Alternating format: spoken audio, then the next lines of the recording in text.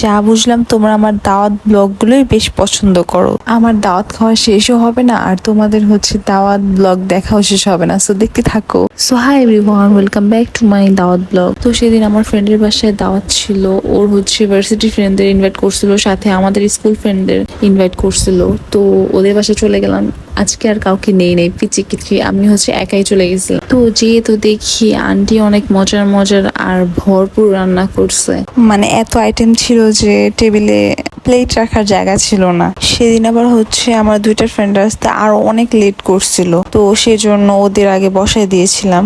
এই ব্লগের জন্য হচ্ছে ওদের খাওয়ায় অনেক ডিস্টার্ব করতেছিলাম, মানে খাওয়ার আগে বলতেছিলাম যে তোমরা একটু দাঁড়াও, আমি ভিডিও নিয়ে নিই। তারপর হচ্ছে আবার হচ্ছে ওরা খায়, দেন হচ্ছে আমি ভিডিও করি। লাগতেছিল যে বিয়ের টাইমে যে খাবারের টাইমে ক্যামেরাটা মুখের সামনে ধরে রাখে না, ওইরকম টাইপ মনে হয় নিজের কাছে, বাট কি করবো বলো, দেখাতে তো হবে একটু না একটু। তো ওরা এসে পড়ে, দেন হচ্ছে আমরা আবার খেতে বসে পড়ি। আর ওদের লেট হয়েছিল কারণ প্রিয়া আবার ওদের বলে দিছিল যে মোমো সেটা আনতে, তো এটা আবার পাচ্ছিল না ওরা। তো এটা নিয়েই খুঁজতে খুঁজতে প্রায় অনেক লেট হয়ে গেছিল। প্রিয়ার ভার্সিটির ফ্রেন্ডরা হচ্ছে আমরা খাচ্ছিলাম, দেন ওরা আবার মিষ্টিটা সার্ভ করে দিয়ে যাচ্ছিল কারণ ওইখানে থাকলে ফিনিশ হয়ে যাবে। ওরা নিজেরাও জানে যে ছেলেদের সামনে কিছু রাখা যায় না, একদম শেষ করে ফেলবে। দেন খাওয়া দাওয়া শেষ করে হচ্ছে আমরা প্রায় 100টা হচ্ছে মোমো বানাতে বসে পড়ি। মানে এতগুলো মোমো আসলে সবাই বানাচ্ছি দেখে অনেক ইজিলি হয়ে গেছিল, প্রায় বেশিক্ষণ টাইম লাগে নাই। মোমো আমার এত ফেভারিট যে হচ্ছে আমি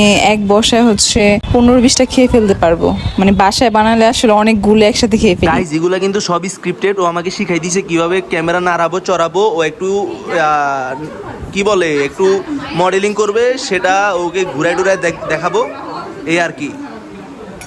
ফার্স্টে আমরা তিনজনই হচ্ছে মোমো বানাতে বসছিলাম, দেন হচ্ছে ও নাটক করতে বসছে যে ও পারে খুব, আর ওকে আমরা রান্না বান্না নিয়ে খুব কথা শোনাই যে ও কিছুই বাসার কাজ করে না। এর জন্য হচ্ছে ও বসছে দেখাতে যে দেখ ভিডিও করে রাখছে, আমিও কাজ করি। বানাতে তো পারে নাই একটাও, জাস্ট কি জানি একটা রসগোল্লাটাই বানায় রাখছিল, সেটা আসলে ভিডিও করে রাখা দরকার ছিল, বাট ভুলে গেছি অনেক তাড়াহুড়োর জন্য। আর আমি দেখো কি কিউট কিউট হচ্ছে মোমো বানাইছিলাম। এই প্লেটের গুলো হচ্ছে আমি সবগুলো বানাইছি, আর ওইগুলো হচ্ছে ওরা মিলেমিশে বানাইছে।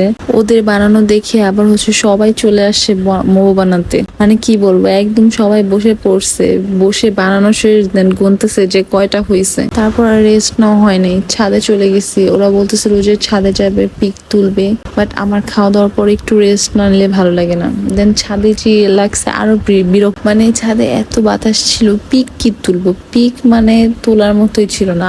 আই ডোন্ট নো মানে মানুষ কিভাবে মানে বাতাসে পিক তুলে।